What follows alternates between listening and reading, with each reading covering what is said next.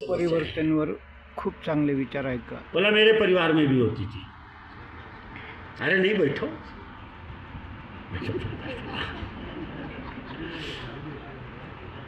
अरे सुनो तो सुन कहाँ रहे हो, सुना रहा हूँ, सुन लो 2 मिनट सुन लो फिर चले जाना। बोले नियमित रूप से मेरे परिवार में होने वाली बीमारियां थी। बोले ये बीमारियां कब मेरे परिवार से चली गई मुझे ये भी नहीं मालूम पड़ा। ऋतु परिवर्तन बोले मैंने न केवल अपने बच्चों पर बल्कि अपने विद्यार्थियों पर, अपने रोगियों पर खूब प्रयोग किया।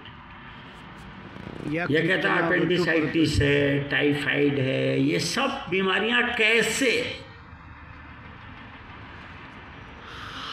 सुनना चाहेंगे इस डॉक्टर का अनुभव? हाँ। आइए आदरणीय भाई साहब से नम्र निवेदन करूंगा कि इस डॉक्टर का अनुभव। साहब बहुत बढ़िया पढ़ लेते हैं इसीलिए। नहीं आप बोलिए। अरे नहीं सीटिंग आप बोलो इसको।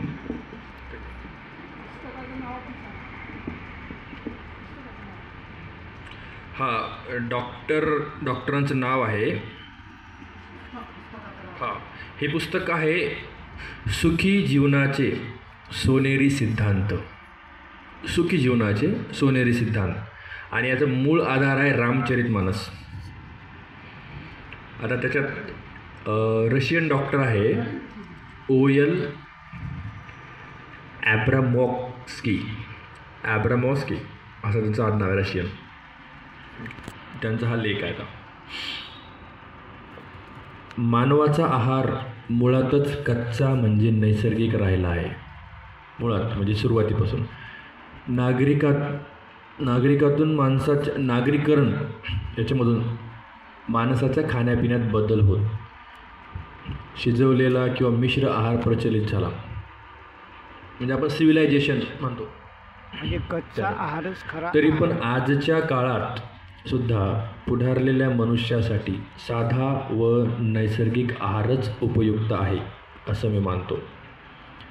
सर्वप्रथम अनैसर्गिक आहाराने म्हणजेच शिजवलेल्या अन्नाच्या अति आहाराने माझे शरीर अकाली वृद्धत्वाकडे व पक्षाघाताकडे वाटचाल करू लागले होते। नैसर्गिक कच्च्या आहाराने केवळ माझं आयुष्य अकाली संपुष्टात येण्यापासूनच वाचवलं नाही, तर मला पुनरुज्जीवन देत नवयौवन प्रदान केलं। त्यामुळे आज मी स्वतः धष्टपुष्ट, निरोगी, उत्साही तारुण्याचा अनुभव घेत असून अजून 50 वर्ष जगण्याची उमेद राखून आहे। जंगलातील प्राणी नैसर्गिक आहार करत असल्याने कधी आजारी पडत नाही आणि जर कधी आजारी झालेच तर अन्नत्याग करून 1-2 दिवसाच्या उपवासाने पूर्ववत होतात। केवळ पाळीव जनावरे आजारी पडतात, कारण त्यांचा आहार मनुष्य ठरवत असतो आणि त्यामुळेच त्यांना अनेक विविध आजार होत असतात। दुसरी गोष्ट, या नैसर्गिक आहारातील पोषक तत्वांनी माझ्या अनमोल आयुष्याला अनेक रोगापासून सुरक्षित राखले आहे, जे अनैसर्गिक आधुनिक पद्धतीच्या आहाराने आणि प्रचलित उपलब्ध उपचार पद्धतीमुळे बर्बाद झाले होते। तिसरी गोष्ट म्हणजे अज्ञानामुळे आपण अन्न शिजवून त्यातील सर्व पोषक तत्वांना नष्ट करतो। लक्ष ठेवा, माझ्या आयुष्यातील पहिली 50 वर्ष मी प्रचलित मांसाहार, शिजवलेलं भाजलेलं अन्न घेत चहा, कॉफी, बियर आणि धूम्रपान करत घालवले सुरुवातीची 50 वर्ष।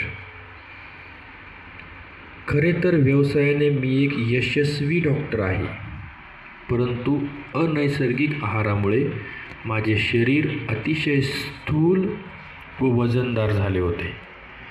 मला असे वाटू लागले होते की आता मी फार काळ कार्यक्षमतेने काम करू शकणार नाही, कारण माझ्या पेशींची प्रतिरोधक क्षमता दिवसेंदिवस क्षीण होत चालली होती. हृदयाचे ठोके अनियमित होऊ लागले होते. निद्रानाश, डोकंदुखी, सांधिवात आणि अपचनाचा त्रास बळावू लागला होता. अतिउच्च रक्तदाबाने एकदा तर माझ्या नाकातून 8 तास रक्तस्राव झाला. तोपर्यंत मी त्याकडे विशेष गांभीर्याने बघितले नव्हते. पण पुढच्याच वर्षी माझ्या नाकावाटे 14 तास रक्तस्राव झाला. तपासणी केल्यानंतर आढळून आले की माझ्या रक्तवाहिन्यांचा लवचिकपणा नाहीसा होत त्या कडक होत चालल्या आहेत. त्या विकारास ब्रिटलनेस आर्टेरिओस्क्लेरोसिस म्हणतात. माझ्या रक्ताभिसरणाची अतिगंभीर स्थिती लक्षात येताच मला जाणवले की माझ्या आयुष्याचे काही दिवसच वाचण्यासाठी जर काही चमत्कार घडला नसता, आपली जीवनयात्रा लवकरच संपुष्टात येण्याची शक्यता होती. आणि चमत्कार घडला. आज माझ्या रक्तवाहिन्या 20 वर्षापूर्वी होत्या त्यापेक्षा अधिक चांगल्या झाल्या आहेत. वर उल्लेखलेले सारे व्याधी विकार इतिहास जमा झाले आहेत. माझी शारीरिक व मानसिक शक्ती म्हणजेच जगण्याची शक्ती आश्चर्यकारकरित्या वाढली आहे. आज मी स्वतः माझ्या तरुणपणापेक्षा अधिक आरोग्यदायी, सक्षम व कार्यक्षम असल्याचा अनुभव घेत आहे आणि आपल्या भावी आयुष्याविषयीही सुद्धा निश्चिंत आहे. आज मला माहीत झाले आहे की माझे आयुष्य म्हणजे स्वास्थ्य आता माझ्या हाती आहे आणि जर मी असाच योग्य पद्धतीने राहिलो तर मी माझ्या आयुष्यात नैसर्गिकरित्या शेवटपर्यंत जगणार आहे आणि हे केवळ नैसर्गिक आहार पद्धतीमुळेच शक्य झाले आहे. जीवन आणि प्रकृतीतील अनिश्चितता सर्वमान्य स्वयंसिद्ध सत्य आहे. कमी खा. आपण दैनंदिन जीवनात बघतो की कोणी व्यक्ती तरुण असो व वृद्ध, सशक्त अथवा अशक्त, निरोगी असो वा रोगी, मृत्यू कोणास कधीही येऊ शकतो. त्याचे निश्चित असे कारण कोणास देता येत नाही.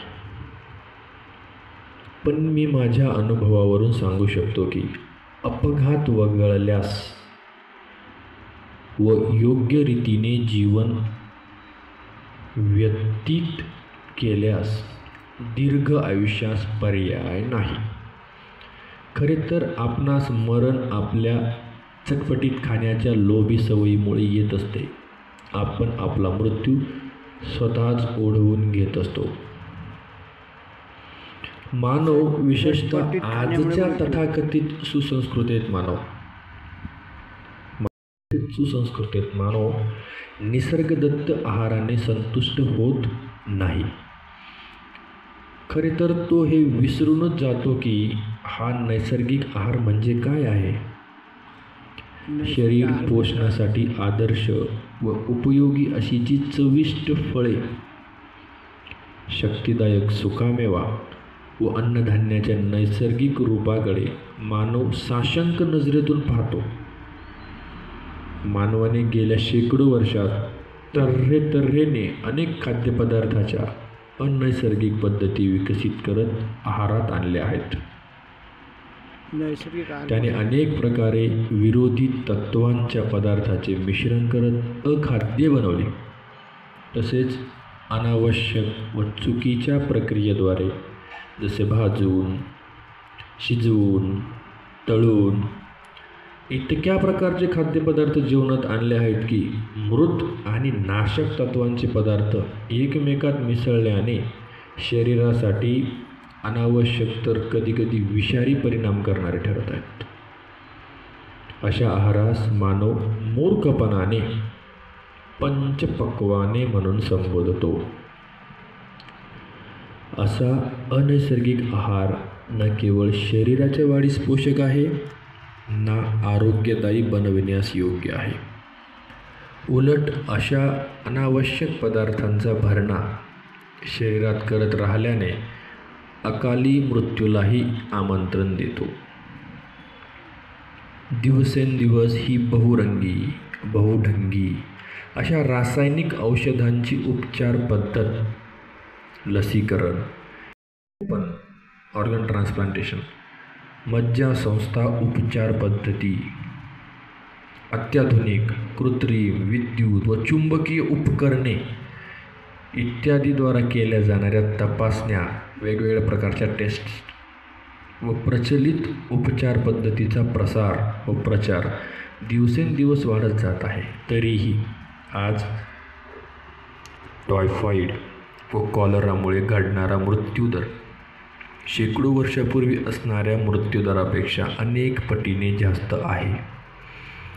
डायबिटीस, न्यूमोनिया किंवा कॅन्सरने दगावणाऱ्यांचे प्रमाण दरवर्षी वाढतच चालले आहे.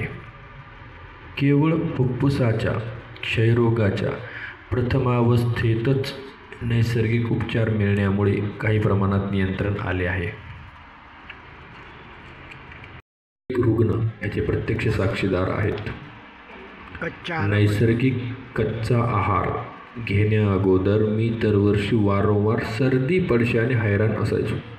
सर्दी पडसा बघा ऋतू बदलसाठी आणि त्यामुळे प्रत्येक ख्रिसमसच्या दरम्यान मी इन्फ्लुएन्झाने गंभीर आजारीही पडत होतो. बायको आणि मुलांची अशीच स्थिती असायची. सर्दी, घशाचे विकार, डिप्थेरिया म्हणजे कोरडा खोकला आणि विषमज्वर इत्यादी आजार माझ्या कुटुंबाला होणारे नित्य आजार होते.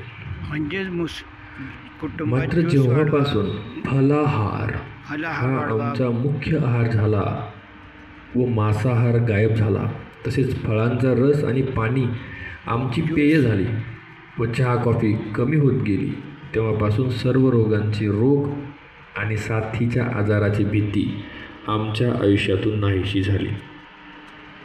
पण वास्तवी जेव्हापासून फलाहार हा आमचा मुख्य आहार झाला व मांसाहार गायब झाला, फळांचा रस आणि पाणी आमची पेय झाली आणि चहा कॉफी कमी होत गेली, तेव्हापासून सर्व प्रकारचे रोग आणि साथीच्या आजारांची भीती आमच्या आयुष्यातून नाहीशी झाली.